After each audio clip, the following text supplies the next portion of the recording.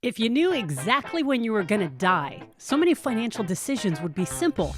But generally we don't. So today on Your Money, Your Wealth podcast number 427, Joe and Big Al spitball on death, taxes, and trust issues of the estate planning variety. Fair warning, it's the dark show today on YMYW as the fellas discuss cancer trust funds, making your trust the beneficiary on your retirement accounts, when and how to take Social Security benefits and pension options, and a few different Roth conversion strategies, taking into account the 5-year rules for withdrawals, and potentially donating required minimum distributions to charity rather than doing conversions. I'm producer Andy Last. See if you catch my spoonerism in today's episode. And here are the hosts of Your Money, Your Wealth, Joe Anderson, CFP, and Big Al Clopine, CPA. Hello, Joe, Big Al, in the YMYW team. My name is Dave. 58, married, 2 children. You plan on retiring in 6 to 7 years. Live in Colorado. Drive a Jeep Wrangler Rubicon. Okay, I can see that in Colorado. Me too. Preferred beverage is Wit beer. Wit beer. What's wit beer? Is that like orange wit? Wit beer. It translates to white beer, which is typically brewed with a pale barley malt, unmalted wheat, and oats for a creamy mouthfeel. A spiced beer with coriander and citrus notes, and a small amount of lactic acidity. Okay, there's the citrus part. Okay. So it's similar to a Hefeweizen or a wheat beer. Got it. Got it. Okay. But it's translated to a white beer. Yeah. Yeah. Okay. All right. He's got longevity, he says. Yeah. Okay. It's that white beer. It's light. Yep. It's good. Longevity equals good. Yeah. Right. Expected to live as old as my parents who are in their 80s. Lifestyle. Enjoy travel in wit beer money. All right. Sounds good. The second time that word came up. I know. He likes that He white does. beer. He wants Loves to it. emphasize. We'll see if we have He's it comes just up gonna again. just pound white beers all day.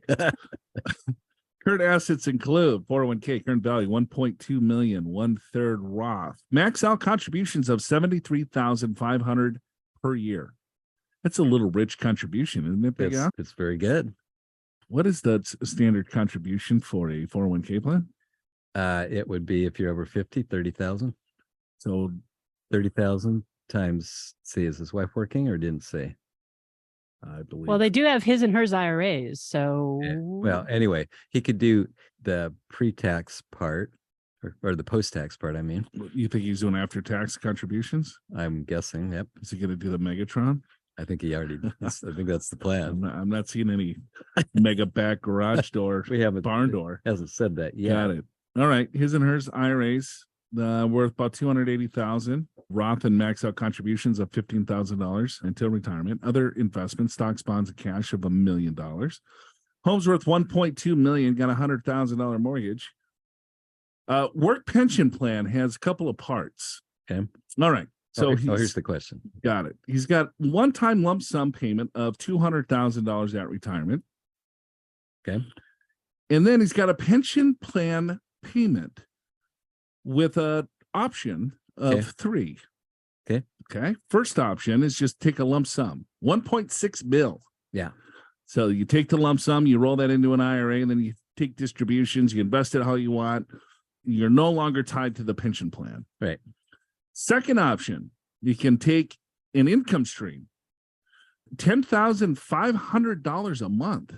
It's Right. pretty rich. Yeah, it's pretty good. All right. So you can take 1.6 million cash up front, or take $10,000, $500 a month, or you can do a little hybrid. Yeah. Half Split. and half. Yeah. Got it. Split it, $800,000 and then $5,250 a month.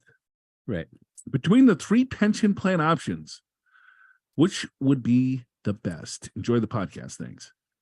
Okay. Yeah. Great question. We're not going to give advice here, Dave. We're just going to spitball this a little bit.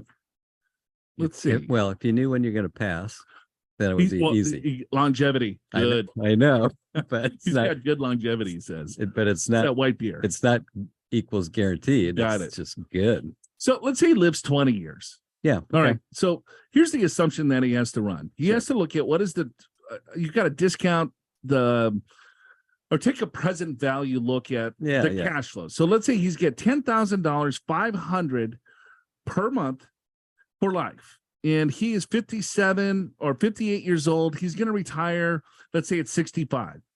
And so if he lives until age 85, I'm guessing is probably, if you use a standard, let's say a 5%, it's 20 years. Yeah. Right. It's actually 20 years did come out to 4.9. Okay. Well, look at that. First time I've ever done this. And 30 years comes out to 6.9. Okay. Yeah. All right. So if you live past 20 years, the annuity is probably going to be a little bit better.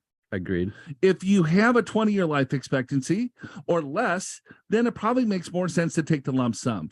With that being said, if I had a hybrid option, I'm taking the hybrid because I get a little bit of both. Hedging your bet. Because if you take it at 65, 85, I mean, you're not going to be spending a ton. Well, Big Al's going to be spending a ton at 85 because the guy lives on green juice. That's very expensive. He's going to live until 155. I'll get a good rate of return for taking the annuity. Oh, for sure. Yeah. But I mean, it's a longevity play. It is. If you want to take a little bit more control, do you think you could get, let's say, more than 6%, right? Or 5%? That's what I kind of estimated as a discount rate. That's what most of these companies use. Sure. So if you're like, hey, I'm going to take the money and I'm a really good investor and I'm going to get 8%. Well, yeah, then it makes sense to manage your money. But guess what? If you're going to try to get 8%, the likelihood of you getting 3 is probably higher than you getting 8. True. Let's see. What would I do? I already have about. Well, Big Dave's got a big wallet like you. He's already got 2.5 million, right? Plus he'll get another 200,000. So approaching 3 million. He's adding. He's going to have over 3 million by the time he retires. I'm with you. It just depends upon your willingness to accept the risk of a short life expectancy, and you would want a survivor. I hope. Yeah, I don't know if it's a single life or joint. Yeah, so I'm going to assume it's survivor because then you have a much better chance. In fact, if you retire, Dave, at 62, and your wife, it doesn't say how old she is, but anyway, probably at least one of you is going to live to 92. That's what the stats are right now. So that's a 30-year period. So that would be almost a 7% rate of return. I like that. But I understand what you're saying too, Joe, which is maybe you go half and half just to hedge your bets. Right. I mean, then you get a little bit of a floor of an income. Yeah, because we don't know what he's spending. No, we don't. And so we don't know Social Security. We're just going off these numbers in a vacuum. But you have to think about this. Like, what if you and your wife get in a car accident? Wow. Hate to say it, but and so 7 years after you retire, and then the kids will lose out on some what would otherwise be inheritance. So that's, but you have to think about Stay that. Out of that Rubicon. Drinking that white beer. Don't stay on paper roads. Try 55. All right. Good luck, Dave. Congrats. Let's move on to, what do we got? Melinda from Milwaukee writes in. She goes, some members of our family have a genetic syndrome that makes us highly susceptible to developing cancer. That's too bad. My mom is 72 and currently fighting cancer. She has planned to divide up her estate, however modest, among 3 children. I suggest putting amount maybe 10%, about $10,000, in a trust earmarked for the kids or the grandkids, should they need financial assistance in future related to cancer diagnosis of their own, whether it be loss of income or medical bills. The poor gal has been through a lot, and it's amazing she even has any nest egg to give. It'd be nice to protect others, but I'm not sure the unaffected kids would feel happy if too much money went to the cancer fund. Any suggestions? Oh, cancer fund. Yeah. For future, just in case. First. Yeah, it's the first. And so she's saying 10% or 10,000. So I assume that means mom has about 100,000. $100,000. Yep. So you put $10,000 into a trust. Yep. Okay. And then you're earmarked for some sort of medical need in the future. Yeah. So I wouldn't do this because a trust itself is going to cost $2,000 or more just to set up. So that's going to take 20% of principal. Melinda, it's just too small of a number, I think. I wouldn't go the trust route. I mean, you could have a special letter of instructions for the kids if the you could just set up a separate brokerage account. Well, sure, you could do that, but or separate letter to the kids, separate letter of instructions to the kids saying, I want you to set aside 10% for future cancer needs, or however she wants to say it. That's what I would do. Yeah. I mean, she'd have a will or a living trust to distribute the assets, but then she can have a special letter of instructions to go along with that.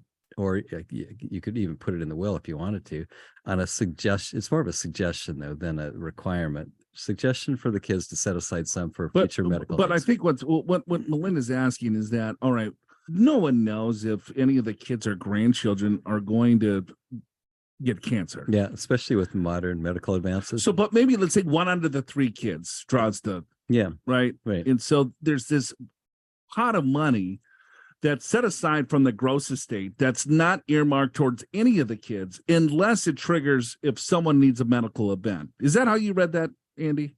Yeah, I think that's basically the idea. Yep. Versus saying, hey, 33% or, a third of 10,000 of 10,000. Yeah. So, and then you compound, growth upon that. Yeah, I think that makes some sense, but you're right. Just setting up a legal document like that is pretty expensive. Yeah. I suppose if you want to have a separate account, but then someone has to kind of oversee it and be in charge of it, I guess. So that can be a little tricky with siblings, but at any rate, it's a great concept.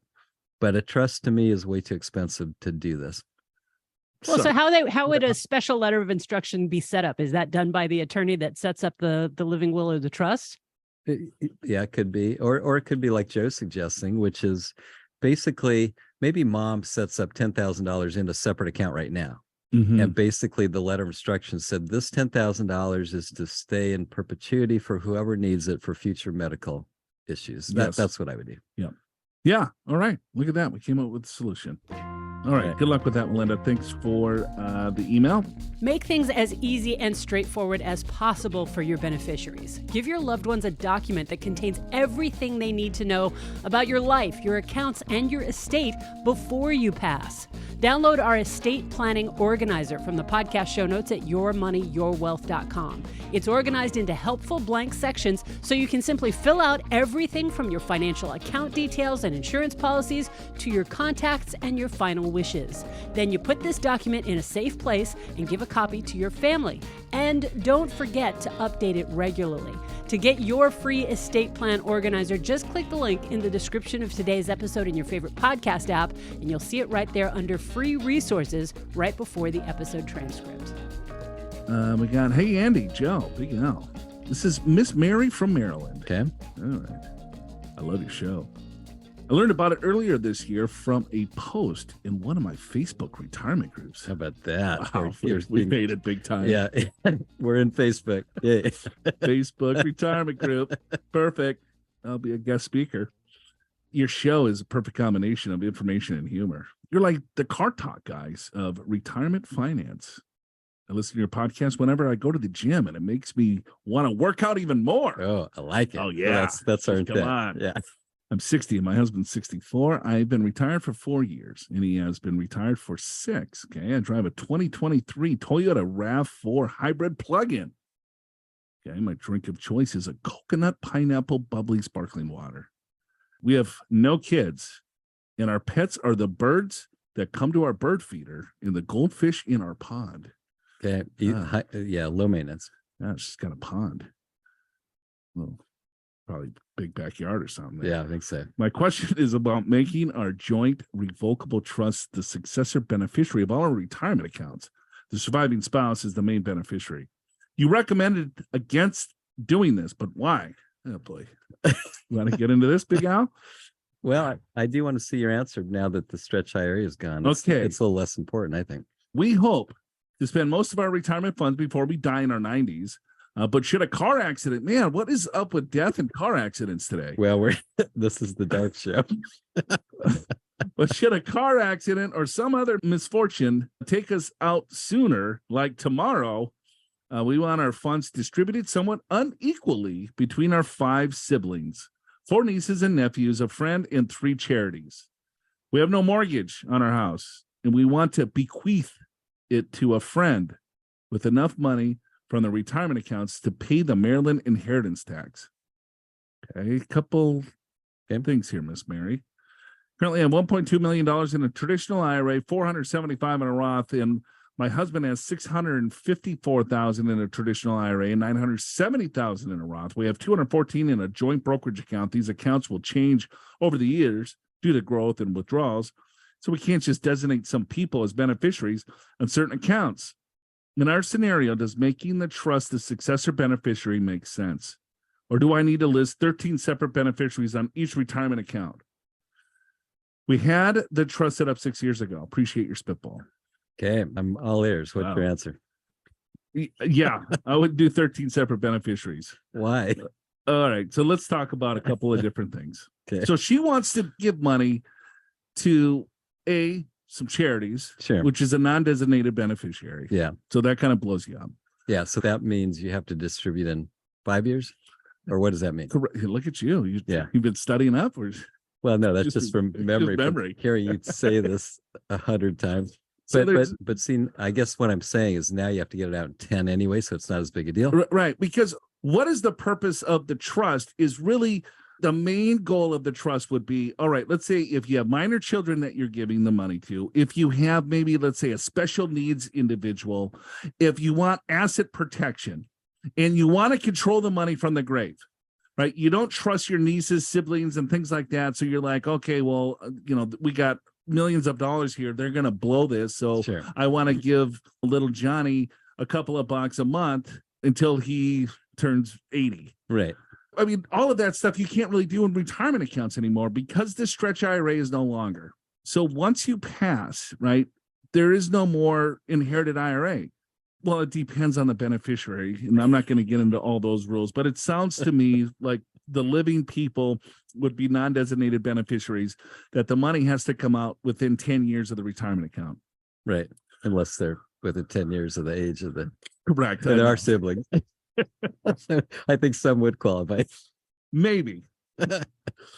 So the issue is that before you would be able to kind of control it, you would only distribute a small amount of the IRA, and it would be distributed out because the distribution was based on the life expectancy of the person that inherited it. It doesn't necessarily matter today. It's got to come out in 10 years roughly. And so what's the purpose of the trust? Just to hold it in trust for 10 years? Just to make it simpler. So you don't have 13 beneficiary statements on 4 different retirement accounts. But you have 13 beneficiaries on the trust document. I know, but that's already done. But you still got to put the beneficiaries on there. What's the difference? You're gonna. I know what you're saying.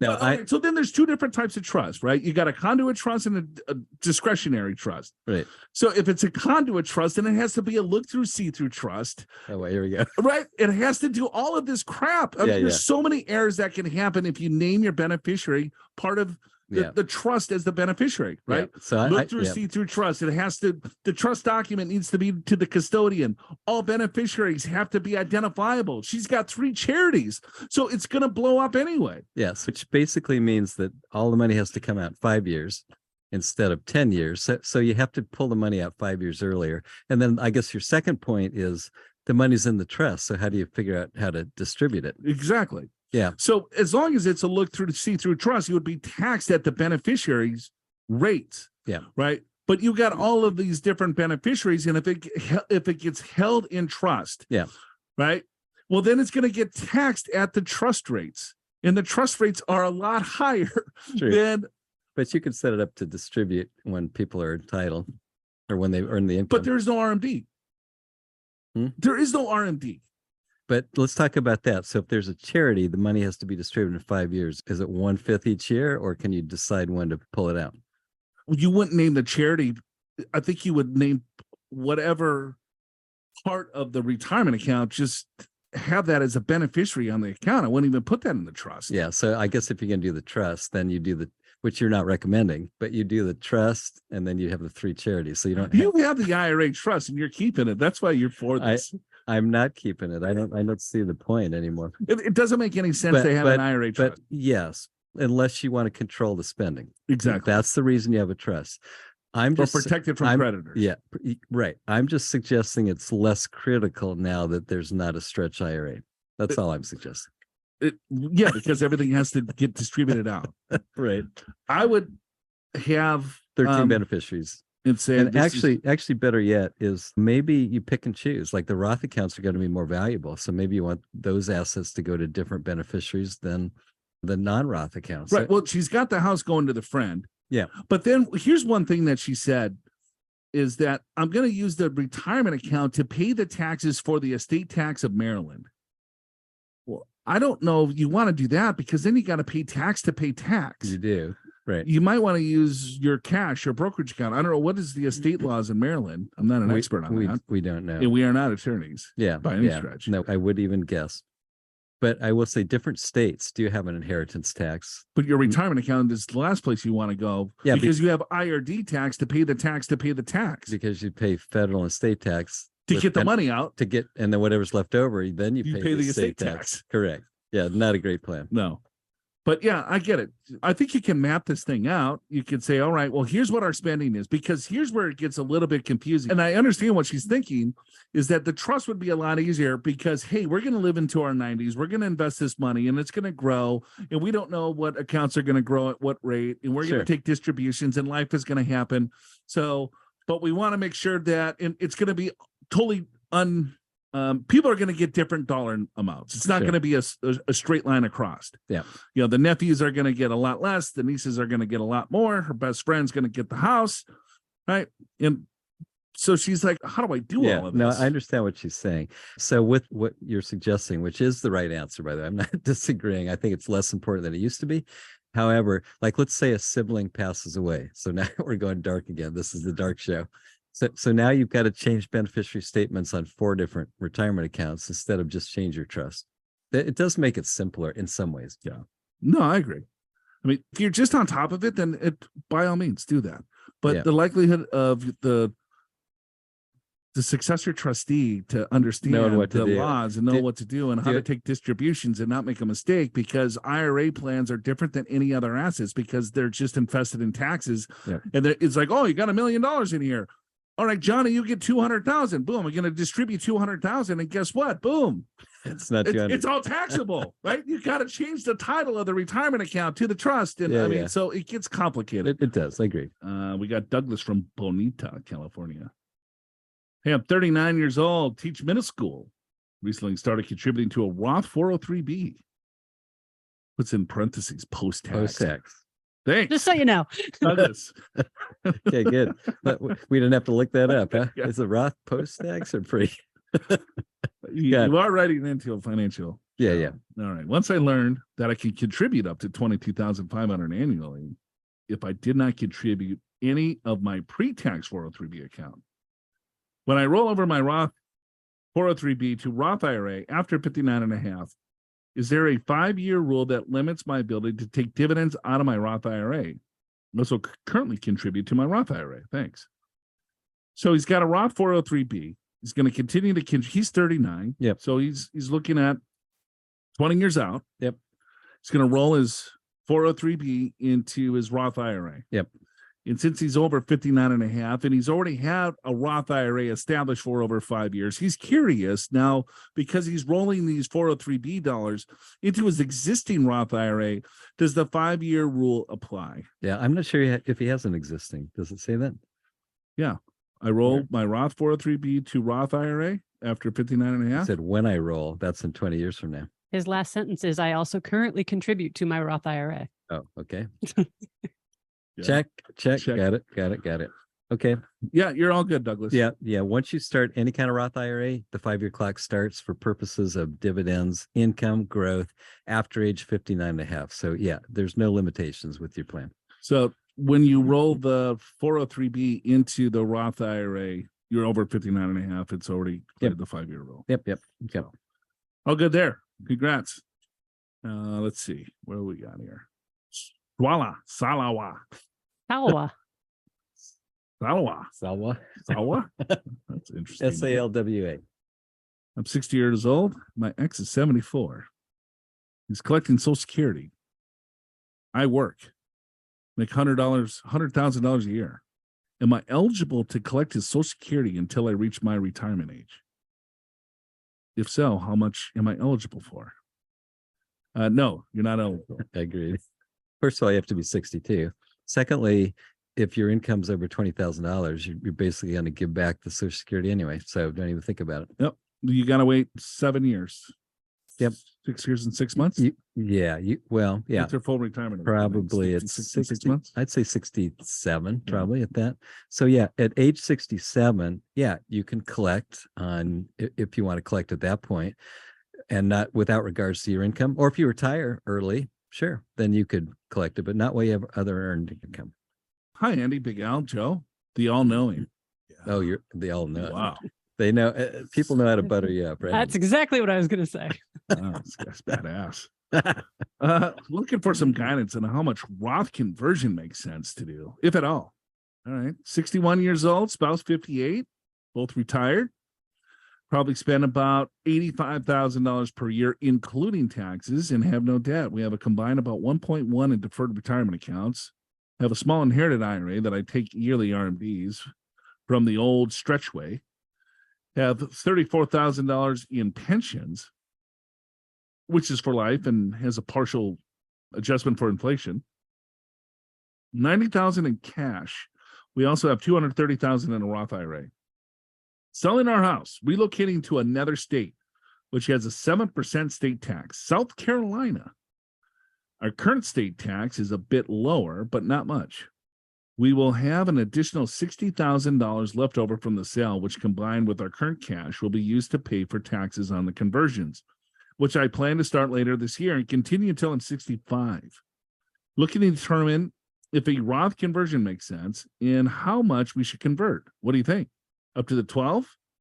Not worried about IRMA at 65, as any increase due to the conversion will be short-lived. Oh, I like Paul. Yeah, that's man. Especially because he buttered you up. Yeah. But not draw on deferred accounts yet, which with the market being down. Living frugally on pensions and cash will start to take around 3.25% drop from the main deferred account in 2024. Best regards and love your show. Paul from New Jersey. All right, 85,000 is the spend, 35,000 is the pension. Okay. And so he needs $50,000 a year. He's got 1.4 million. Yep. Roughly. Yeah, call it and then he's going to get another 60,000. Yep. 34. He's got room in the 12. 1.1. He needs 50,000 regardless to live off of. Yeah. I like the 12% tax bracket. I do too. And so 34,000 and the standard deduction is about 27. We'll say 25. So it's we'll say there's 10,000 right taxable income just to make it simple. Sure. Okay. And so the top of he's got 12%, 70,000 roughly. Top of the 12%, it's actually 90, I think. Let's see here. 89,450. Yeah, so 90,000. So in other words, you can convert about $80,000 and still stay in the 12% bracket. That I believe is going to be the right bracket for you to stay in, because with the pension, of course, you'll have Social Security, I'm assuming, but you're going to be withdrawing from your retirement accounts. You're probably not going to get to the next bracket. So that's why we think the 12% makes sense. Yeah, because you could pull out $80,000 now and stay in the 12. He needs 50,000 to draw from, right, with taxes included there. Sure. So, I mean, pull out 80, the top of the 12. Yeah. If tax brackets change, then just go to the top of the 15, try to get as much out, and then until you need the cash, which will be in a couple of years. And then with less RMDs, chances are less of your Social Security will be taxable. So I like that. Hey, we've got a bunch of free financial resources for you in today's podcast show notes. You can watch the replay of our latest webinar on the financial markets, inflation, interest rates, and the chance of a recession. Plus, this week's episode of Your Money, Your Wealth TV is called Going Solo, Navigating Your Financial Future Single. Check it out and download the companion guide just by clicking the link in the description of today's episode in your favorite podcast app to go to the show notes, then look for the financial resources section just above the episode transcript. And hey, you remember how Miss Mary from Maryland said that she learned about YMYW in a Facebook group? If you tap that share button in the podcast show notes, you can help spread the word about YMYW too. Answering your questions. Got Kevin from Raleigh writes in. He goes, hey, last week or so, you had a question from Kelly and Shotgun Whiskey. That was. You actually said Shotgun Shelly because he used the money for shotgun shells. But Shotgun Whiskey, I think they also drank whiskey, so it works. Shotgun Shelly. It was my favorite. In Idaho, about converting of their traditional IRA. They said they did not need the money because they live frugally. Curious as to why they should convert at all. No kids to pass it to. Why not just leave as is and donate to charity the part of the RMD that would kick you above IRMA or the 24% tax bracket? They would completely avoid the tax while supporting their local gun club or dog rescue. Well, that's quite the we're now observation there, Kevin. Yeah, we're now getting comments on our spitballs. Yeah, I like it's like, yeah, your spitballs suck. Yeah, that's what he said. So anyway, I will say that Kelly's email actually did say we are planning to start Roth conversions this year. So that is what Kelly wanted to do. So well, I think you guys went on that track. Gives them a little bit more control. I think so too. People say they live frugally, and then all of a sudden, frugally. Yeah. Right? Does that sound? That sounds like off. That doesn't even sound right. It only sounds wrong from you, Joe. Okay. But right, people say that all the time, but then they end up spending like $150,000 a year. Yeah, no, that's right. So you don't need it now, but you go into some kind of, senior living. Ooh. And the first level is just senior living. It's not You do some shopping for my mother. You shopping? No. Anyway, the first, there's like 3 different levels, right? And the first is just, you're living there. There's really no deduction. And I think Chuck and Shelley was like 58 years old. I know, but you're only talking about like nursing homes. I'm trying to expound on your topic, why things could change. Got it. Actually, husband was 67 and wife was 63. So Shotgun Shelley was 67 years old. I think it gives them more control. It does. That's what I'm saying. Right. Yeah. I mean, and so okay, let's if they want to go on more vacation, let's not use the senior center. Okay, more vacations. Oh, I want to get a better car, or you know what? We're retired. Let's get a second home. Right. I want to drink higher end. I want Oban in McAllen 18. I don't want to worry about which whiskey I'm taking. Yeah, I'm getting rid of Jim Beam, and I'm going to go highbrow. Because and here's the problem is people don't think about this is like, why should I do it when I'm in my 60s? It's too late. Well, you're probably going to live into your 90s. It's not too late at all, right? Yeah, but Kevin also has a point too, right? They want to give their money to charity. They never said they were charitably inclined, but they could do that. They could do a CRD or QCD. QCD, yeah. Qualified charitable distribution. Thank you, sir. Yeah, up to $100,000. So that's right. Part of their RMD, so they could keep themselves in a lower tax bracket that way. I will say though that a lot of people are charitably inclined, but not everybody is. And we have seen people that have more money than they will ever spend. We tell them you can spend more, can't spend more. Okay, you can give money to your kids. I don't have any kids. How about your nieces and nephews? Nope, don't want to. Okay, well then you give it to charity. No, I'm not charitably inclined. And then it's like, well, what are you going to do? I'm going to spend it. You're not going to spend it. You just said you're not. Yeah. And anyway, I get it. Actually, Kevin, this is a perfect observation. You are correct.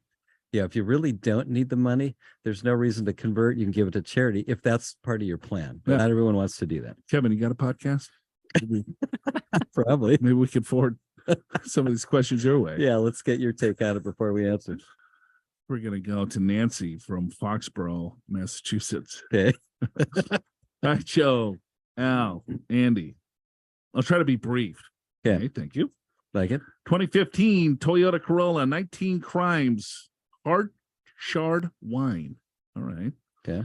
My question, my husband and I have a profit sharing plan, completely company funded, that he rolled over in its entirety to an IRA at Vanguard.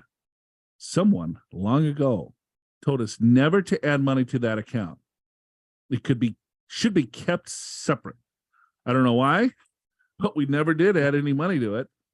But now I'd like to roll it over. I'd like to roll over his 401k from a different employer over to that account, just to consolidate the accounts. You think that's fine?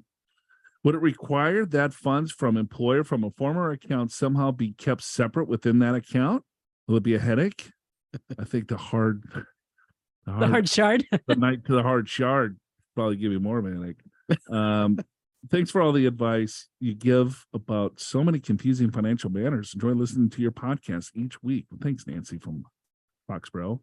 Remember, there used to, this is a while back, I want to say at least 20 years, where you were supposed to keep your rollover IRAs separate from your regular IRAs. And I think that had to do with rolling back in.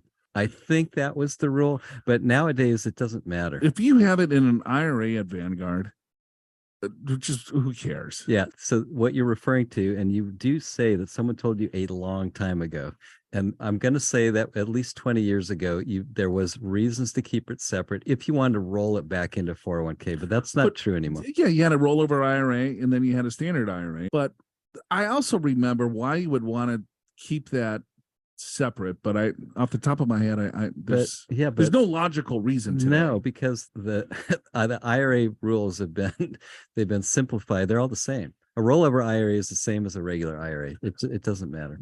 Profit sharing plan. Do you think there was ever basis in the profit sharing plan? Well, maybe, but it would still show up in the IRA, right? Yeah, I mean, if they filed in 8606. Yeah, correct. So, yeah. Anyway, I can't think of a reason to separate anymore. Yeah, but I do have this vague memory. It may have been 30 years ago. Yeah, I think it was the same person that told us too. Probably. I read an article 30 years ago from a long time from ago. that guy. If you have a profit sharing plan, never commingle.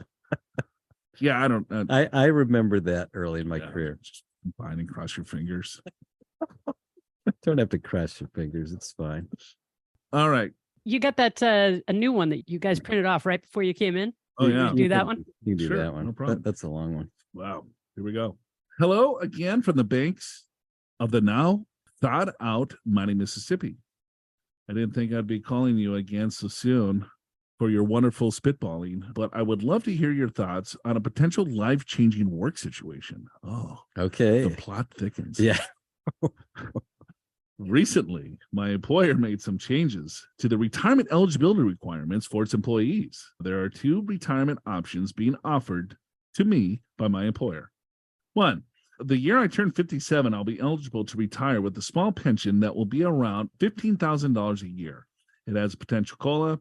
It will be maxed out at 2% per year, but has been 0% in the past. I will also be able to stay on the company's health insurance at a discounted rate for around $2,500 a year.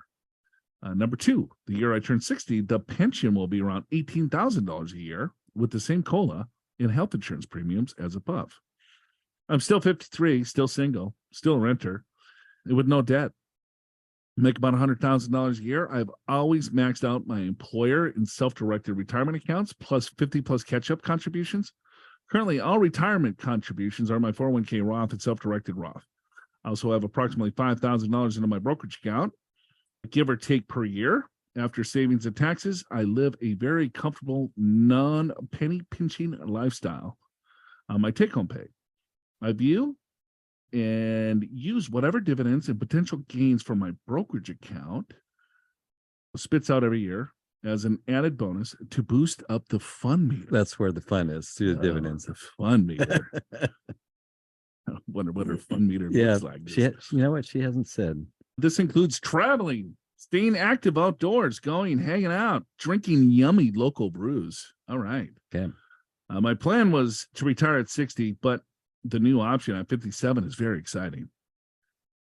I would like my retirement paycheck to be sufficient to maintain my current lifestyle or increase it so I can potentially boost the fun factor since I will have more fun time on my hands. Gosh, she just seems like a fun person. She does, right? I will probably travel a little bit more and have some spending creep with some time on my plate, but I'm sure I don't see it being a huge increase after using an algorithm of amalgamation. Oh, this print is very small. I like algorithm. That's a good word. An amalgamation of amalgamation of online retirement. That's a hard word. I gotta get hooked on phonics, man. You can get glasses, Joe. I need those too. I did get my a little eye exam. You did? Are you okay? Oh, perfect. Perfect. Yeah. Perfect. Really? So this is all you. Yeah, just when you got like tiny baby print here. Now. Okay. All right. So an amalgamation of online retirement calculators while plugging in a conservative rate of return of 6 to 8% range in a 3.5% inflation rate. They all say I should be okay. All right. My current overall portfolio sits at approximately 70-30 stock bond, low cost index funds. 401k is 600 grand. 401k Roth is 50,000. Self-directed Roth 100,000. Brokerage account 250. Total $1 million. Social Security her annual statement will be about $1,800 a month at $3,500 a month. My questions are, do you see a feasible option to call it quits at 57 versus 60? Given I'm single, have no debt, and no heirs, when I fall into the rare group where it might make sense to collect Social Security at 62 versus 70.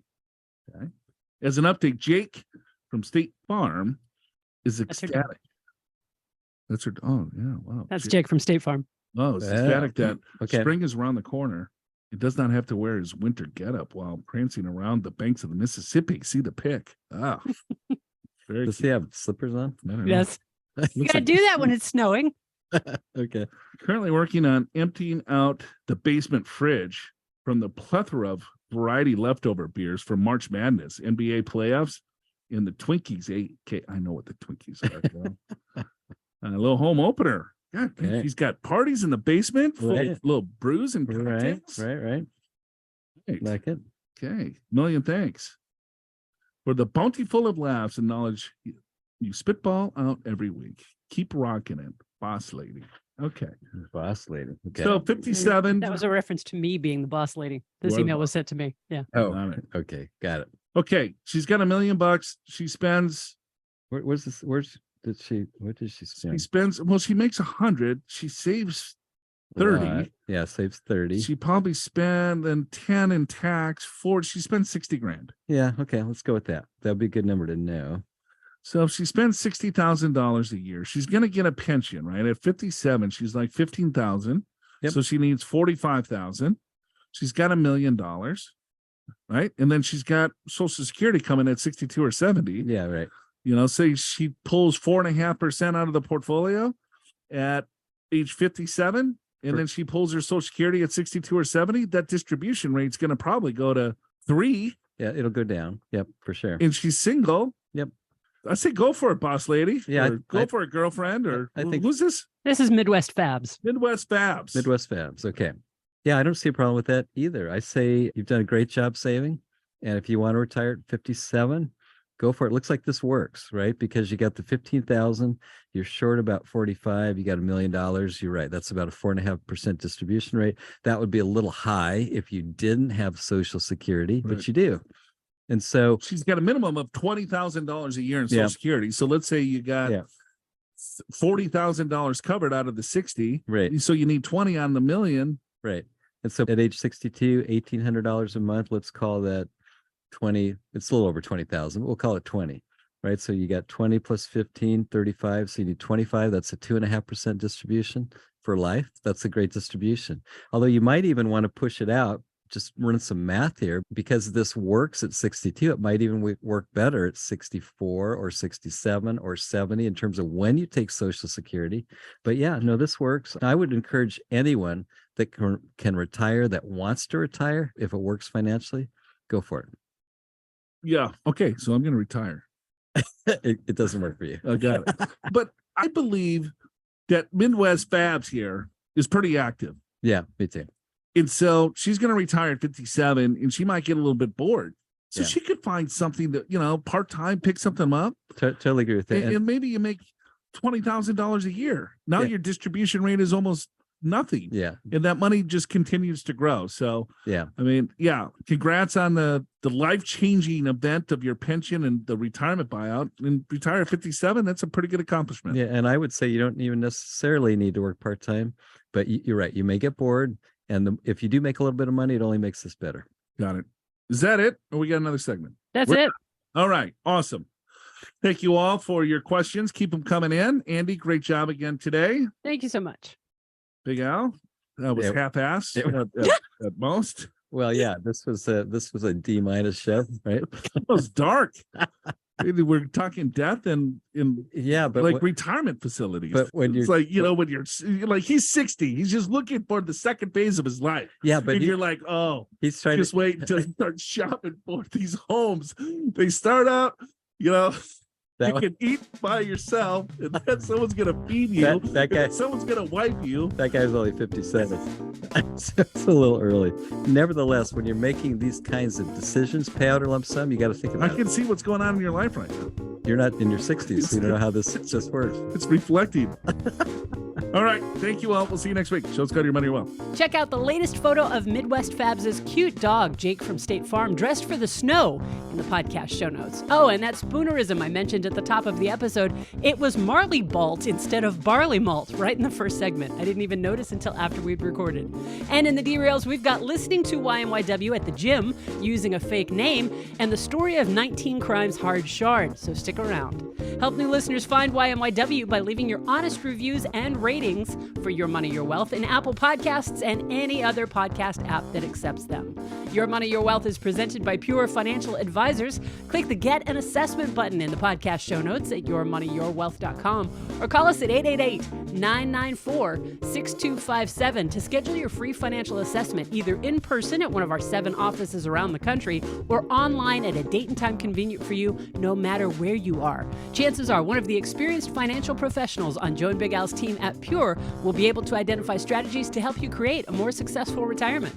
Pure Financial Advisors is a registered investment advisor. This show does not intend to provide personalized investment advice through this broadcast and does not represent that the securities or services discussed are suitable for any investor. Investors are advised not to rely on any information contained in the broadcast in the process of making a full and informed investment decision. I listen to your podcast whenever I go to the gym, and it makes me want to work out even more. Oh, I like it. Oh, yeah. Well, that's our Come on. Yeah.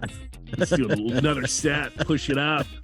Let's go. I got to listen to what they're saying. I got to do 2 more sets. Come on. A couple more reps. You got this. How does finance make you want to do more reps? Because you don't want to stop because you're hanging on every word. I don't know. Or you want to get to the derails. Oh, my God.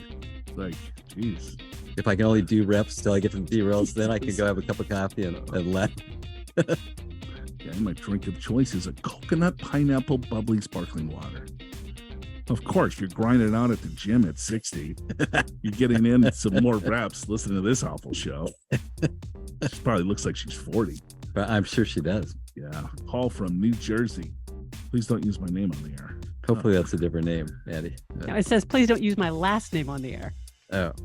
Oh yeah, last name. Which we didn't. We didn't. Yep. Sorry. Okay. Yeah, we didn't say. We'll call him Steve. Okay, so let's see. He's got. We should probably start the email. Hey. Yeah. Well, no, he said last name. We didn't say Paul. last name. Please call me Steve. That's when you get done with the whole thing. And then we've already called him Paul. I do actually read all the way through these. And so if there was something like that was important enough, I would put it at the top for you. Oh, Not that you would read it, but I'd try. You're saying we can trust you. So you've got us covered. I try. It's a hard shard. Well, the cool thing is it's a Chardonnay. And 19 Crimes is apparently an Australian winemaker. And they call them that. Oh, they're also associated with Snoop Dogg. And they called them that because apparently there was 19 crimes that if you committed them in Britain, that's what got you shipped off to Australia if you were a convict. So they were punishment by transportation if you committed any of these 19 crimes. Oh, okay. Well, that's a good little history lesson. So things like grand larceny, petty larceny, bullying, buying, stolen goods, et cetera, that would get you shipped off to Australia back in the old days. Stealing fish from a pond or river. I'm going to fish in your pond, Joe, and then I have to Stealing roots, trees, or plants, or destroying. Setting fire to underwood. What the hell? Bigamy. Bigamy got you sent to Australia. Assaulting, cutting, or burning clothes. Nope. No, you can't. Clandestine marriage. You can't punch out a coat. But a hard shard, I guess I've never really heard of a hard shard. Not a big wine guy. I'm not sure what that means either. I'm getting into wine more. Oh, yeah. But no, I don't know what that is. Look, that doesn't even ship to every state, but we're gonna try to get some. It does ship to California. Massachusetts, I guess, is one of them. It does? Yeah, first thing. All right, there we go. Yep. Little hard shard, little 19 crimes coming my way. Okay.